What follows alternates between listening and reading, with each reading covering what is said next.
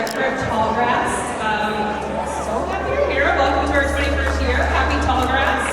And I would like to bring to the stage with me Mayor Brandon Whipple and President-elect Alicia. Are you here?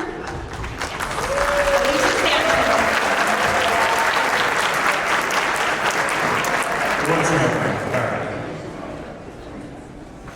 Am I on? Hey everybody, just want to say on behalf of Wichita and Wichita City Council, thank you so much for being here. Thank you for supporting this incredible film festival. This is really one of the things that makes Wichita great. This is one of those film festivals that is just really high level and gives our artists and artists from around the country an opportunity to really tell their story. So as mayor, my job is to brag about Wichita, and you guys make my job a little easier because I get to talk about this incredible film festival that I've been going to for the last 12 years. So again, thank you for being a part of this. Can we give it up for the volunteers, the board members, the people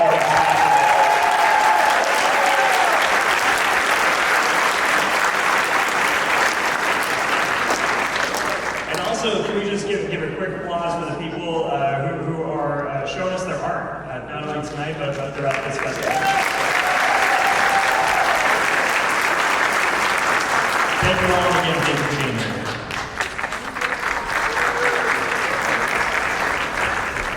Thank you so much, Mayor Whipple, for being here in Chelsea. I know I see you in the crowd as well. So, well, good evening, everyone. Welcome to Tallgrass 2120, our 21st annual film festival. So I'm Alicia Sanchez. I have the privilege of serving as our president-elect, and I'm really excited for this year. Events like this do not happen without the work of many individuals and our sponsors. And so I just want to give a shout out to all of the sponsors that made this event happen and made Tallgrass happen all throughout the year. So for a complete listing of all of our sponsors, you can look at tallgrassfilm.org to see everyone that made it possible. But we want to give a special shout out to Crown Uptown for allowing us to be here this evening. So let's give a round of applause for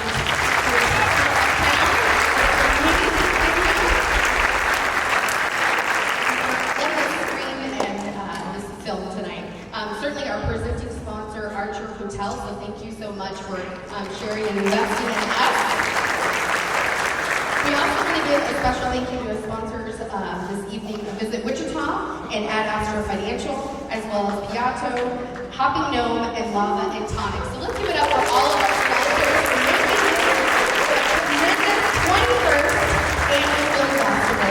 So before I turn it back over to Melanie, I just want to make sure that I thank you, Melanie, for all of the work that you do to make this possible. We all know that things like this don't happen without the tremendous staff, and so we'll get to thank them here in a little bit, as well as the board and volunteers. But Melanie, thank you for all of your work. Let's give it up for Melanie, right?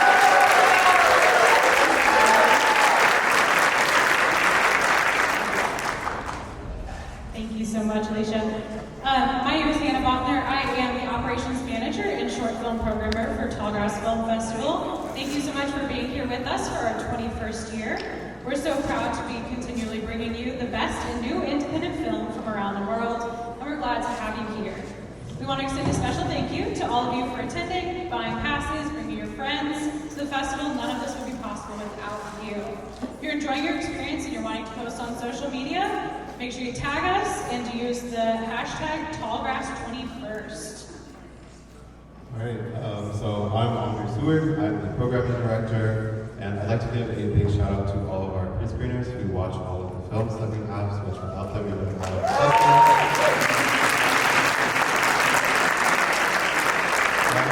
It's my great pleasure to introduce a presentation of the feature film, The People's Joker, from the United States, directed by Vera Drew, and I believe we have a director with us.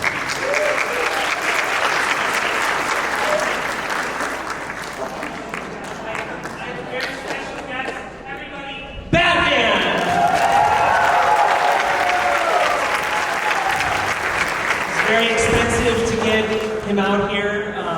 You have a very ridiculously high appearance fee for somebody who we all know is a billionaire. Do you have anything you'd like to say to the audience, or? Wow, who could have predicted it? I want to thank you all so much for coming. I just saw this venue for the first time. I didn't realize it was like a castle. It's so amazing. I'm going to start by saying what I always say before we play this movie. This film is protected by U.S. copyright law. It is a parody. It is also protected by fair use because it is painfully autobiographical. So much so that you might see, I'm going to try to watch some of the movie, but there are some scenes that I need to duck out of because they're just conversations I've had with exes or my mom. I want to thank Tallgrass for having us. Thank you so much, Melanie. I can't believe that we get to play for all these people in such a cool theater. This film was shot over the course of 5 days, which nobody believes, because it took 3 years to make, and you'll soon see why. I really hope you enjoy it. What else? Please stick around through the end of the credits. This is a superhero movie, so there are multiple post-credit scenes. And like any superhero movie, you don't necessarily have to watch them because it's mostly just like extra footage or shit to get you to like support my next project or whatever. But you should stick around because there'll be a Q&A afterwards, right? And yeah, so thank you so much and enjoy the People's Joker.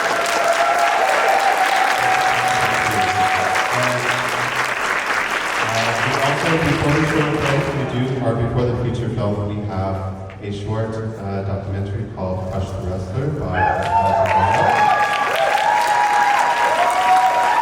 And after the short film, there will be a quick Q&A with the director, and then we will move on to the feature film. As I said, after the feature, there will be a Q&A as well. After the screening, don't forget to vote for the audience awards. You're going to receive a text or an email, depending on what you signed up for through Eventive, with a ballot to vote on Krush the Wrestler for the audience awards. You rate the film on a scale of 1 to 5, 5 being the high end of the scale. Voting's going to end on October 30th, which is the end of our virtual portion of our festival. So make sure you vote before then. If your pass isn't connected to your email and you don't get an email or text to vote for the film tonight, please visit us in the box office at the Lux at the corner of 1st and Market Street for assistance during box office hours all this week, 10 a.m. to 7 p.m. or visit tallgrassfilm.org/festival-FAQ. All right, and something else, and we do have to say it every time because it kind of happens, is please turn off your phones. Like, rather than just putting on silent or airplane mode, turn this off, please. It's a great film, and distractions are welcome.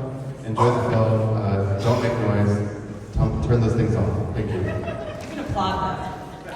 Before we start the film, we have one more important thing. The three of us get a lot of credit, and we do a lot of work, but there are a lot of other people that do so much and deserve so much credit. So I'd like to bring to the stage, some of them are working, but our staff, our board, volunteers, anyone who's here, come on out.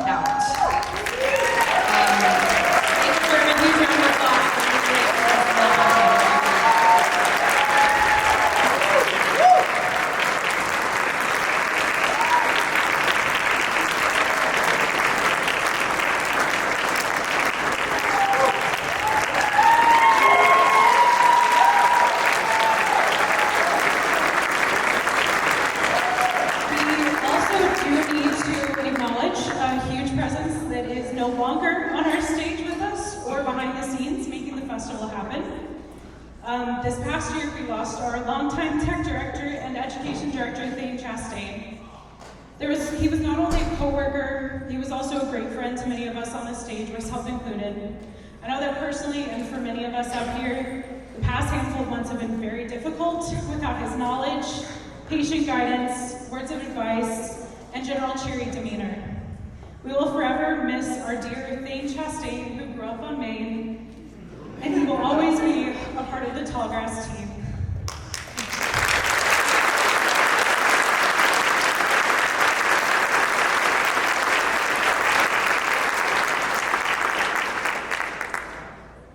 Okay, so one more time.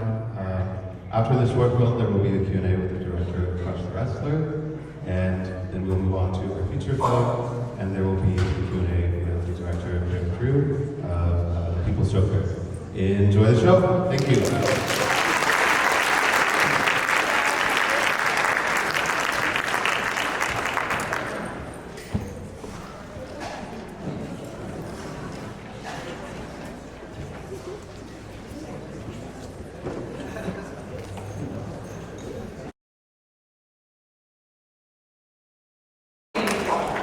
We're going to bring the director of Krush the Wrestler, Alex Negro, up to the stage here. Oh, right up the middle.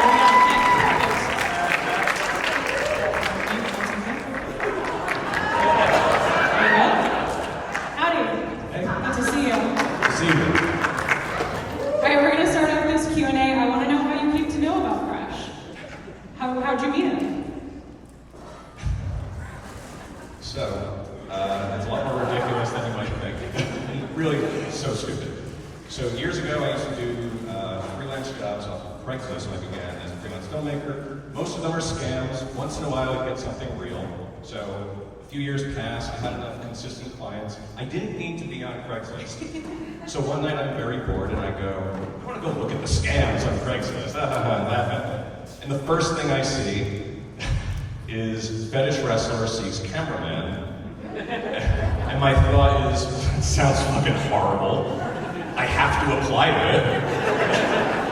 it. With the thought being, it's gonna be terrible, but I'll get a great story. And if it's not terrible, I'll have an even better story. So I send in my reel, I get an email back in like 5 minutes. And I want to put out there, I'm an okay cinematographer, but I have a feeling for the people applying to the fetish ad on Craigslist, I'm probably pretty good. So we agree I'm going to shoot his match. I don't quite know what it's going to be. I assume this is something about, like, it could be porn actors throwing each other around, giggling, which is fine, whatever, objectively boring, but if you're into it, it's cool. And I walk in on the day, and that's the guy who I find like the most thoughtful, articulate, unafraid to be vulnerable person that I've ever encountered. And I'm getting this vibe immediately. He's like this Zen enigma, and I'm like, hey man, when I'm shooting the match, should I frame it so like you're facing me, should your dick be in the foreground? Is there like a special way? He's like, dude, you're overthinking this. He's like, just do a full body shot, I'll take care of it, it's cool. But he's super kind, and then he brings his opponent in, which by the way was the green sock match. And he, like a switch gets flipped and they beat the shit out of each other for a full hour. They take 2 very brief breaks.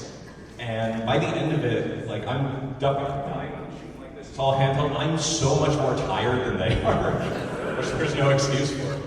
And it's hilarious, it's athletic, but like there's an art to this. It's just very palpable. And I walked into something kind of amazing.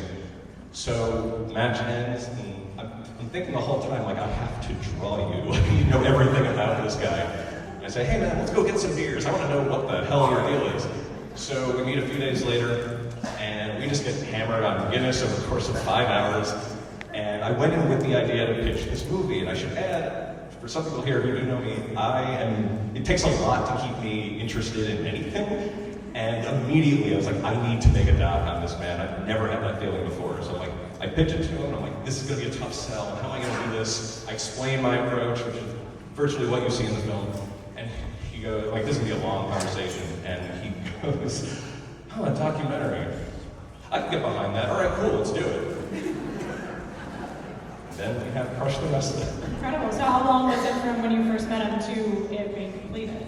I met him in early 2019, and we had discussed doing this. I shot some of the matches in it. A lot of it comes from, he has an extensive, like 15-year archive video.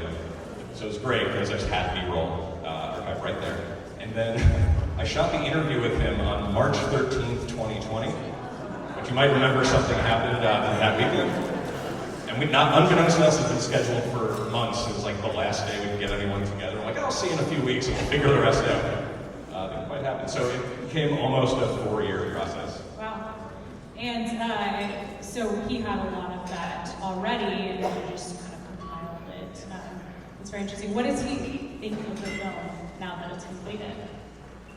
So it was great because he gave me all of his footage. He trusted me, which I'm so grateful, and he had 0 input on the film. He had no idea what I was doing.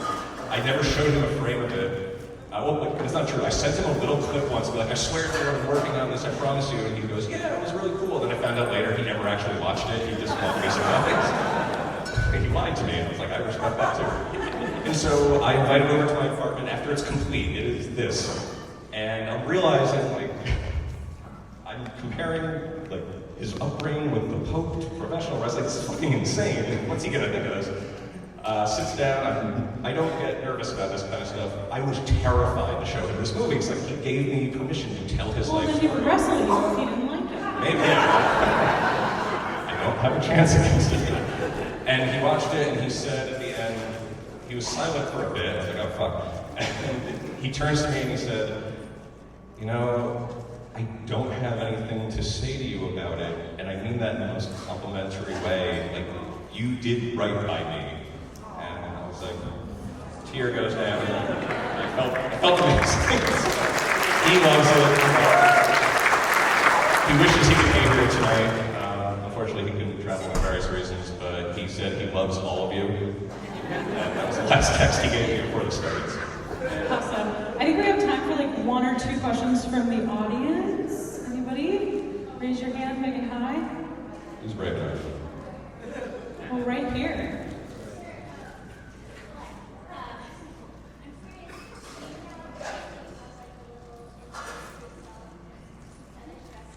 The question is, do you now have interest at all in fetish wrestling?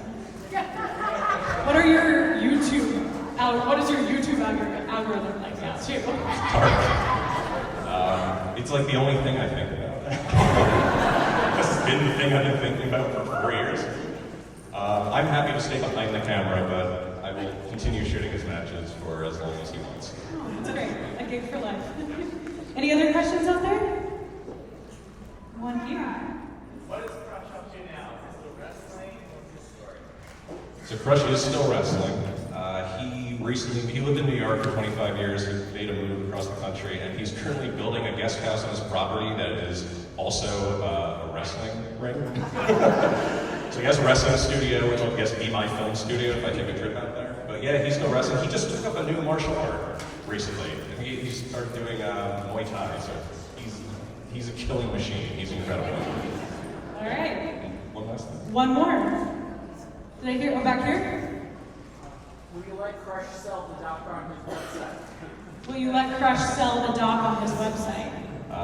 The goal, when the festival run is done, is to sell it directly to his fan base. Incredible. I want to say, we had a screening in New York where he said some of his fans emailed him, like, we're coming to the screening, and like, this can go in 2 very different ways.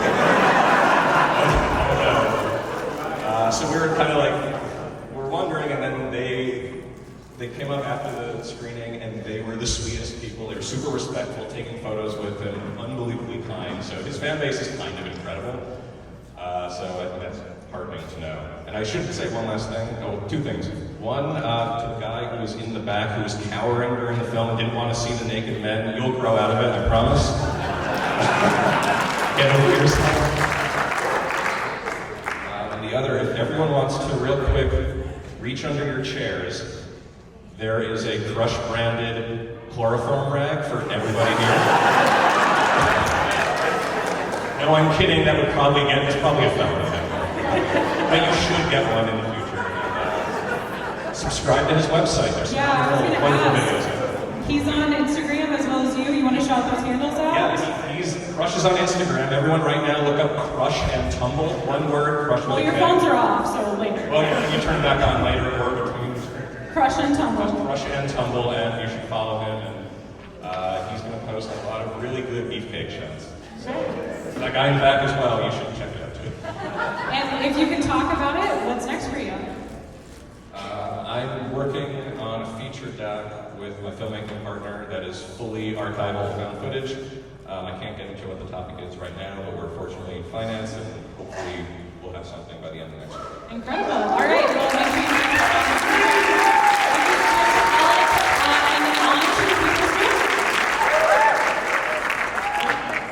One last thing. Can we all at once, I'm going to take a video, and I want you on 3 to just say, I love you, Krush. I'm going to send this video after the other screen. 1, 2, 3. Amazing. I love you too. Krush loves you. Thank you.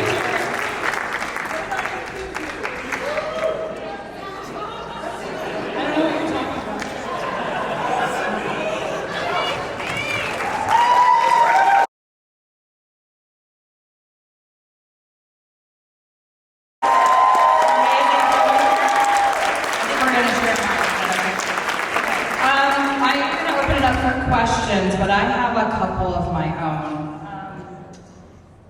Yes, it's about the People's Joker, but this is your story.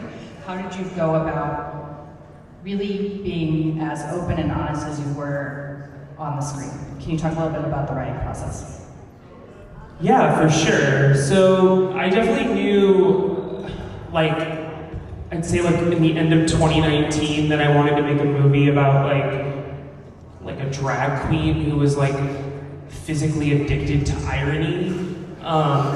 Just because like I started doing comedy when I was like way too young to start doing comedy, and it was always like a really cool outlet for me to kind of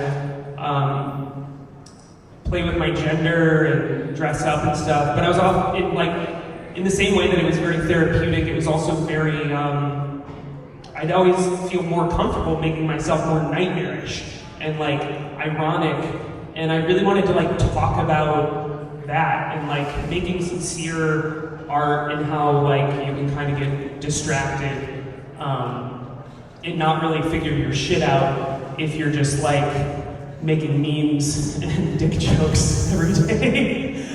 Yeah. So this is, as much as your story, it is also about what we see on screen and how that impacts us and changes us. So talk about two things. One, Batman, what it meant to you, and then also what it means for you to put yourself on screen so more people can see themselves on screen. Yeah, so there's the scene in the this like sequence in the movie where Joker's mom takes her to see that Batman movie, and that happened to me. I was in Baraboo, Wisconsin, with my father and my uncle Chaz, and they took me to see Batman Forever. And it got to, directed by Joel Schumacher, a lot of people's least favorite Batman, mostly just because it's a very gay Batman. And like Batman's just gay, like get over it, he's kind of gay. And that movie was I knew I wanted to make movies when I was like 6 years old. I knew I was a filmmaker before I knew I was a girl. And that was an early movie for me where I was like, wow, you could like make things this colorful and stupid and like, but anyway, yeah, I got to the scene, the rubber nipple, Nicole Kidman, she's like in a negligee waiting for Batman to come into her window, and she's like a psychiatrist who studies bats or something. Yeah, totally normal movie. Love how Joel Schumacher writes with the characters. But yeah, like watching that movie, I mean, like it was an early experience for me where it was like, why do I feel like that's me? Like why do I don't know? Like I wanted Batman to look at me the way Val Kilmer's Batman looks at Nicole Kidman, and I couldn't understand that as a 6-year-old next to my dad and my uncle Chaz in Baraboo, Wisconsin. So yeah, I mean, like life was just kind of a big journey of a lot of those things, and I've always been into comic books. At the start of the pandemic, I come from alternative comedy, like late night television. I was an editor for many years for Adult Swim. Thank you. That's why David Lieberhart's in the movie, giving the performance of a lifetime. And when COVID hit, that world stopped, like every other world stopped, but no, like alternative comedy was not essential work in 2020. So I was out of a job, and it was right around the time Todd Phillips was kind of complaining about woke culture, and he was saying like, it's so hard to make comedy these days because of these dumb Zoomers or whatever the hell he said. Paraphrasing, please don't quote me in a court of law. And I love Todd Phillips for the record. The Gigi Allen documentary he made is incredible, and I still quote old school all the time. And I was really inspired by his take on Joker. Anyway, I started a whole other thought. Todd Phillips, what was I talking about? Identity on screen. But anyway, my friend Bree basically saw that. She went on Twitter and was like, I'm not gonna ever watch this fucker's movie unless Vera Drew re-edits it. And I didn't have a job, so I started doing that. and kind of made a weird remix of Joker. I was just kind of like, if you're familiar with Everything Is Terrible or Negative Land, like kind of the remix culture thing of taking existing media and telling a new story with it. And I wanted to explore identity with these characters just because like they are very colorful and very gay, and particularly like exploring like Batman villains and parodying like and queering Batman villains just because of how villainized queer people are in society right now. And so like that, it started really kind of just as this joke to sort of explore and process trauma and stuff, and then somewhere along the way, I took the joke way too far, and Bree and I kind of decided like, let's just actually make like a feature film, because things aren't opening up anytime soon, and we're already like a few months into this process, and yeah. I did warn Mira ahead of time that we're going to talk about the emotional abuser, so this is not a surprise. Thank you so much for another microphone. So when you see abuse on screen, it's very physical, exactly what you talk about. It's not, and so talking about emotional abuse on screen and putting that out there, and I think you're very graceful in the end of talking about the positives at the beginning. Can you talk a little bit about, that's a lot of trauma to have to put out there. Can you talk a little bit about the process and what that, did it heal you? Did it hurt you? What do you take from it? Well, I really wanted to talk about how part of the queer experience is queer people like do hurt each other, because we like, and how could we not, when so many of us like all we really know is how to be hurt, and like that stuff is just, it's kind of a cycle. It's like a fucking actual virus almost. And I'd never seen, I'd seen that in like gay art films and, 90s indie stuff. Kind of explore with that nuance, but like, I feel like where representation's at now, it's like queerness, specifically like gay stuff, is portrayed in this very like heterosexual way. Like it's very much like two gay men being married to each other is exactly like a straight marriage, and it's different. It is different, and like as far as trans representation goes, in any sort of mainstream or genre space, it's just non-existent. And when it is there, it's always very much. It's about trauma, but it's about trauma from this very kind of exploitive perspective. And I understand why that kind of art exists, and I mean that kind of art inspired this. But I wanted to talk about how meeting somebody like that, like relationship, there's not like good guys and bad guys in relationships and in communication, particularly when it's to hurt people. And I don't know, I really wanted to tell kind of like a tender love story with that in mind. The ex that Mr. J is based off of is much worse, less lovable, I think, than Mr. J. But part of that too was like, I wanted to put Jared Leto's Joker, parody of Jared Leto's Joker in the movie, because he's played a trans woman before, and I thought that was funny. And kind of like a way, it's like penance and how we can get back at him as by casting a trans man in his place. But I also wanted, I wanted it to be a good representation of trans masculinity and not fall into tropes that comes with portraying that, particularly in like this kind of dynamic. Like I feel like for queer people, their first like relationship where they're really in love and they really click with somebody, it's a fucking crazy roller coaster, and it's really kind of what shapes you, and you're sort of unpacking it for the rest of your life. And doing that with Batman characters was a lot of fun and like therapeutic. And like the fact that the movie is toned and paced the way it is, and as colorful as it is, it disarmed a lot of that stuff for me that I was really processing a lot. in therapy, and then this became like even more expensive therapy. Absolutely, but you also really get to the heart of owning your own truth, and I think that's so important. I want to ask a little bit about the 5-day shoot in person and then going into animation. Talk about what did COVID impact and change about the film? Well, nobody's ever said this before, but this movie would not exist without COVID. You know, as I described, like it's like I was also, you know, I was kind of in a pattern of taking a lot of like editing gigs and stuff like that, and like had kind of started leaning more into sort of like making shorts. I had a web series called Hot Topics with Vera Drew, which is the only web series with the express purpose of getting Vera Drew sponsored by Hot Topic.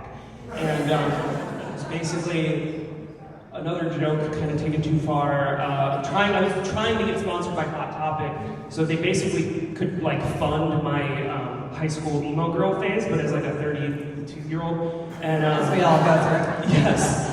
And because every trans girl should have that too. Like I want to maybe someday start like a scholarship fund for that. For Hot Topic wardrobe shopping? Yeah, exactly. Just because, like, I mean, look, Hot Topic never ended up sponsoring me, so this is just coming from a place of loving their brand. Their shit just fits trans people. I don't understand why. It's like, I don't know, like, what, like gender queer elves are making stuff at the Hot Topic headquarters, but it just fits. And yeah, that was a show that I really could kind of explore identity and queerness and representation in kind of a similar way as Joker. And I did an episode where I announced what Bree and I were kind of already doing, which was making a really gay Batman movie. And I said, if anybody wants to help, like, hit us up. And I was expecting maybe like 20 freaks to sort of like come out and be like, yeah, I'll do it. And like, it was like 20 times that. It was so many people. And it was very overwhelming at first too, because like, I mean, I don't know, I was used to making like pretty aggressive and like distasteful art. Like when I'm on my own, like I worked on really cool shows and worked under a lot of really talented comedians and stuff. But whenever I like strike that on my own, it really would kind of stay in this sort of like very fringe space, like fringe and fringe. And this was the first time that people were like, okay, this is a good idea that I can get behind. So like, and it was crazy because it was just all these like artists, animators, painters, musicians, actors, a few lawyers, and like just a handful of people too that were just like, I don't know what I can do, but I want to help you do this because it sounds incredible. And a lot of them too were people that had never, still don't necessarily have aspirations for film. Particularly like the artist A.T. Pratt who made the, I asked him to make, I said like, we needed a boardwalk location, like a shut down amusement park. And that was kind of the process with everybody. It was like, we'd see like what is their aesthetic and what can they bring to the table and where could they fit, and then like kind of I'd give people options. Like I wasn't megalomaniac, maniacal about it, like really wanted people to feel like it would fit with whatever kind of art they were making. And A.T. Pratt makes these crazy psychedelic, like geometric, like kind of almost collage-like paintings. And I wanted that to be the rundown amusement park. And what we got was that. But it was just a painting. Because like, he's a painter. Like so it wasn't like I couldn't just put it behind the actors or whatever. So, but we thankfully, like, I have a VFX background and we, had a lot of people that wanted to help out with VFX too. So like, we're like, let's just turn it into like a 3D environment. Like, let's cut all the stuff out and really just like make it a 3D space. So it was a very like intuitive process and like very, very collaborative. Like I really wanted, I've always loved mixed media films, found footage films, Michelle Gondry and H.R. Puff and stuff. Mary Poppins is like my fucking Bible. Like I wanted it to feel like a collective experience because it was so personal too. Like I knew I was always gonna, like, my dumb face was gonna be on camera for most of it. It's my, like, inspired by my life and you know, what I'm trying to say and stuff. So, like, that perspective's already there. I don't need to be fucking Stanley Kubrick about it. It's like, let's just all have fun and make, like, a crazy movie because we're all stuck inside and we're all scared and jobless and, like, it was really this beautiful community of artists kind of just working together and, you know, we didn't quite write the movie as we went along, but we, you know, Bree and I wrote like a really way too long draft of the movie that like nobody will ever see. But and we shot that over the course of 5 days at the Absolutely Productions office, where Tim and Eric's production company. It's where I came up as an editor, yeah, we did it in 5 days. Like we really only had like 2 takes per setup, and a lot of that's just because, like, you know, like Nate who plays Penguin. He and I have just been making videos for years. Like he didn't memorize his lines. You know, like it was a lot of riffing and a lot of just like hanging out. Like the character's based off him too, so It felt very friend chemistry was already there, so that's one. yeah. So it really, I mean, it felt high stakes because we didn't have a lot of time to shoot, but it was fun and it was very just like, let's do it. And then yeah, we had a bunch of shots of us on green screen, and then the next 2 years of my life were like figuring out how to get rid of that green screen and how to make it actually look like a movie. And that was another like very collaborative process. Well, luckily COVID kept going, so you had time. Oh yeah, thank God COVID kept going. Yeah. I'd like to take some audience questions. Yes, Clint. Hey, first, thank you for this. It's going to mean the world to a friend of mine that I love very, very much. I'm curious because the journey to get this out to the public has been very, very, very fascinating. And I'm wondering about next steps going forward. How are you planning on taking this to a larger audience? I do think that's kind of important at this moment, so I'd love to know if there's a plan in place or just, did I bring my friend in to let them watch it? I would love that. So the audience can't really hear, but this film has had a very interesting journey. You saw the pre-warnings. And so what's sort of the next steps? Yeah, so I mean, I don't know. I'll briefly summarize what happened. We premiered this movie at TIFF last fall as part of the Midnight Madness program there. And the night before my screening, I got an angry letter from Warner Brothers that was originally. I have no idea why. Yeah, I mean, I have a general idea why, but like the thing that was crazy was like I tried to 100% from the beginning follow the letter of the law when it comes to fair use and parody. Like all of the character designs are original.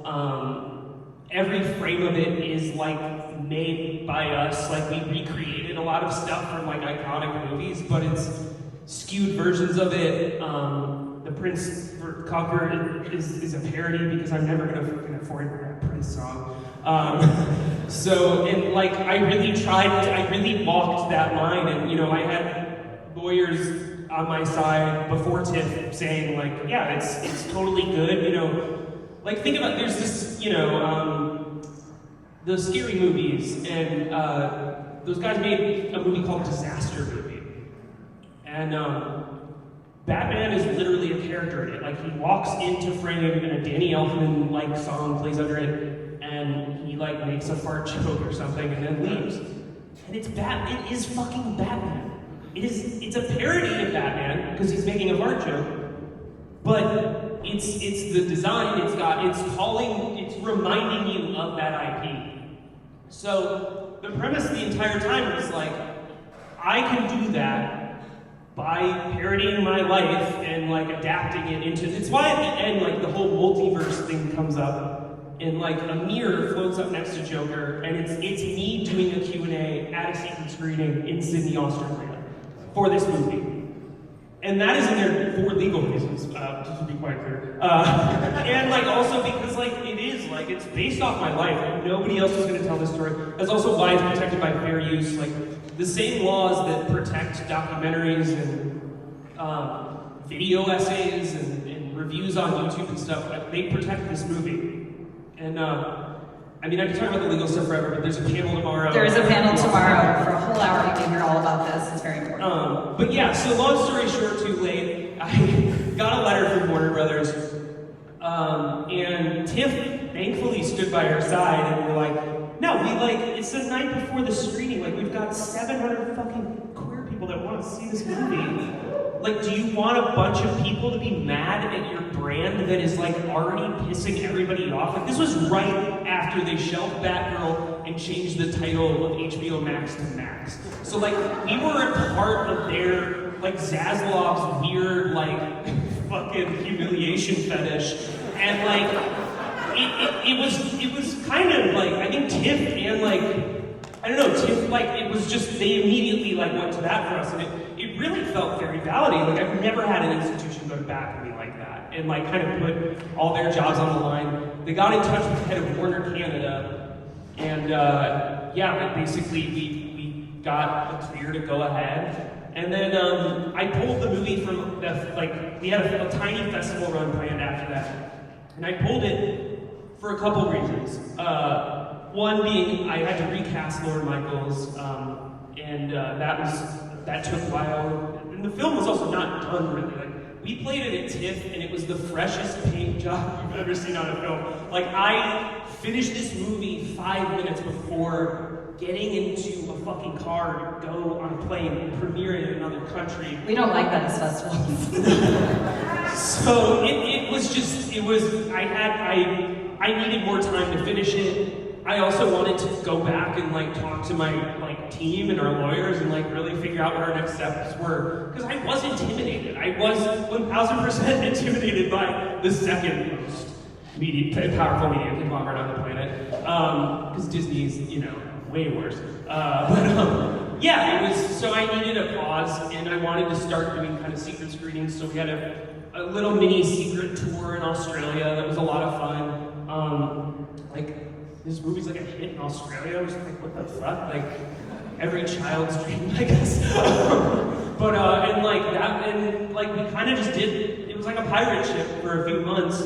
And I was really trying to put together a proper US premiere, because, we had our TIFF premiere and it was the best fucking screening ever. Like, every single joke landed. Like, Suicide Cop got a standing ovation. Like, in his introduction, which is just like, that's dark, actually. It was beautiful, and like, I wanted to do another kind of public-facing screening because anticipation had also built off that screening. Like, Warner Brothers should never come after the movie because they validated everything the movie's talking about. And like, I'm not making money on the people's Joker, if you can believe it. It is a black hole for my money. It is like a beautiful art project that I worked on with my friends that, again, follows the letter of the law when it comes to US copyright. So I really tried to get us like a premiere. I tried a few different queer film festivals, and thankfully Outfest really went to bat for us, and they are sponsored by Warner Brothers Discovery. So at my US premiere for this movie, there's multiple pictures of me and both of my girlfriends under the Warner Brothers logo. So that's why we were able to start kind of getting back out there again. I mean, Outfest has been in the news for a bunch of shitty stuff they've done recently, but that their programming staff really went to bat for us and really fought and convinced their like stuck-up rich bosses to like stand behind our film. And now we're doing a little bit of a festival run, and it's a lot of fun. I'm going to Chicago next week, which is where I grew up. I grew up in the south suburbs. Nobody should ever share the south suburbs of Chicago. But unless you like uncomfortably German town squares.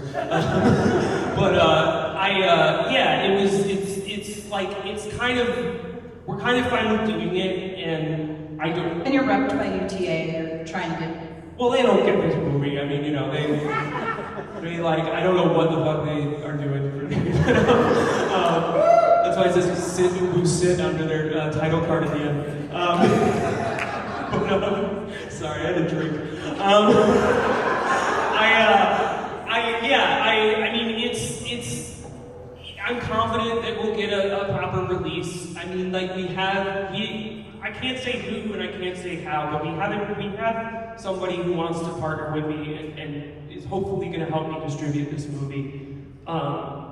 And thank God, because again, my agents, my team, they wanted me to kind of shelve it, and it wasn't an option. I spent so much of my life and money on it, I needed it out there, and I'm confident that it can be out there, and thankfully we found somebody who I think gets it 100% and is willing to help us go to bat. So I'm hoping it'll have a tiny theatrical run sometime early next year, and then obviously streaming. I'm a big physical media person, so I really want to do both a VHS and Blu-ray of the film. We can, we will, and if Warner Brothers wants to try to stop me, they absolutely should. Please, for the love of God. It's been a year of my life, and I just don't care anymore. People want to see the movie, and if they want to go to court with me, well, that's gonna make all of us buy the Blu-ray. No, completely. It just validates this, again, joke that got carried too far. Talking so much. I love it though. I'll stay up here all night. Another question? Yeah. Love your film. Do you have any thoughts on camp and if that's informed you intellectually or just cold, visually, just anything, really any of your thoughts on camp as religious? No. Thoughts on camp was the question, and yeah, I grew up on John Waters and fucking The Wizard of Oz, and I really do there was a time in college where I really wanted to be the next Kenneth Anger, which I feel everybody should have a phase like that if you want to make film, just because what a vibrant and beautiful gay camp. It's the use of camp in this way that's just very raw and beautiful, but still sincere. I love it when it's used for good. And I think part of this movie was wanting to sort of move back to that sensibility of queer people being irreverent and pushing buttons and kind of that John Waters way. Yeah, I love camp, and I've read Susan Sontag's notes on camp. Give it up for Susan Sontag. Maybe time for one more question. Looking. Okay, good, I get to ask mine. So let's talk a little bit about, you are 45 minutes from Smallville, Hutchinson, Kansas, and playing this here in Kansas. Sort of what that means to actually come sort of full circle here. For me, it was very important for this to be opening night because of some bullshit anti-trans bathroom laws that are happening right now, and we want to make sure people learn and fight that. But talk about sort of coming through the Midwest where you're from and showing this film. Yeah, it's a real scary time to be a trans person. It's a scary time just to be a person right now. And the fact that this movie was written and made in earnest for young me, primarily. It really is extensive and inexpensive, and with a lot of dick jokes, inner child work, and I know there are people out there that are hungry for this kind of stuff, and I'm glad that I can finally bring it out. I think that's why the TIFF thing was so intense. Was it was basically we premiered at this fancy film festival, a lot of beautiful, wonderful freaks showed up, and it was just the best night of my life, premiering this movie. I literally signed a girl's boobs after it. I thought that was fake, but it happened to me. And I don't know, it was scary to think like, okay, is this the only time it will ever screen? Because like I wanted to bring it to places like this, so people who like are closeted or like figuring their shit out or like, you know, love somebody who's trans and need to like